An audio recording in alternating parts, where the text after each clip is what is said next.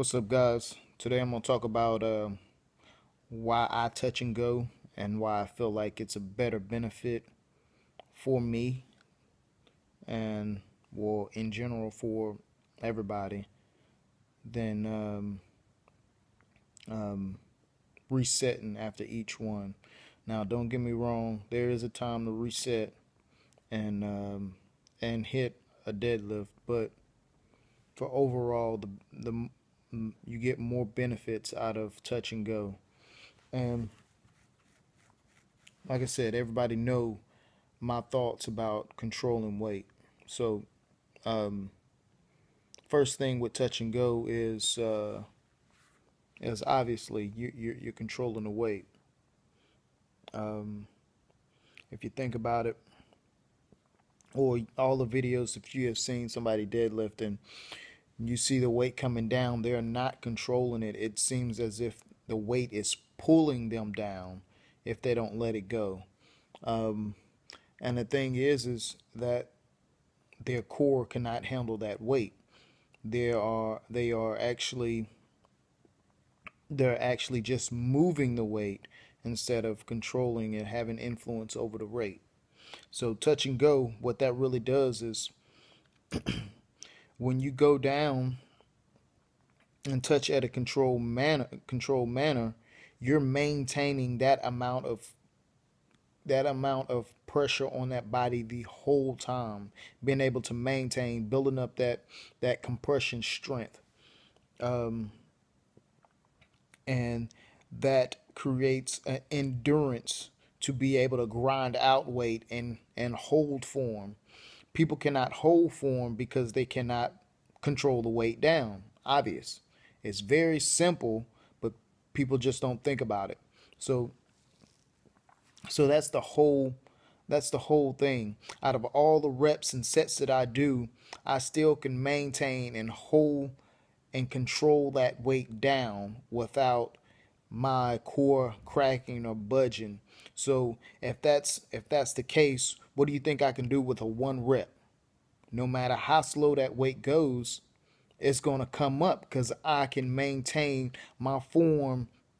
I can maintain my form and technique throughout that whole single one lift because it's nothing for me to do rep after rep after rep after rep holding that amount of weight.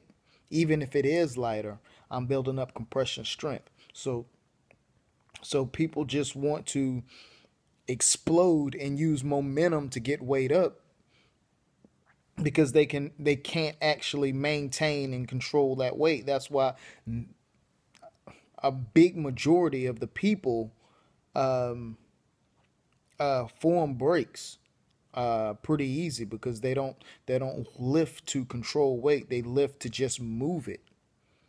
That's why one of my shirts. That's why I say move weight, don't let weight move you. Talking about when you actually lifting, don't let your body conform to the weight.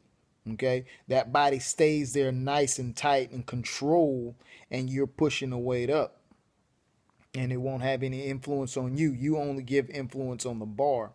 So, like I said, after all those reps and touching and going, you're building up compression strength to where you can maintain and nothing budge. It also helps with that grip. If you really want true grip strength, train by touching and going. Um, and when I say touching and going, like I said, it's control. Now you have a lot of people that sit there and do touch and go, and they'll hit the ground real hard and come back up. Um, and some people say that's bouncing, whatever. Um, Even if it is bouncing, still the biggest problem about that is that if you sit there and let it hit hard, you're loose. If you sit there and not barely touch it, that means you're loose. The muscles are no longer activated, so you're no longer tight.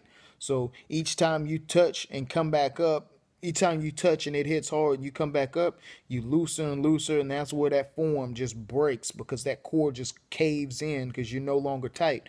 Once you grab that bar from the first get-go, You should be tight and you should stay tight throughout that whole set.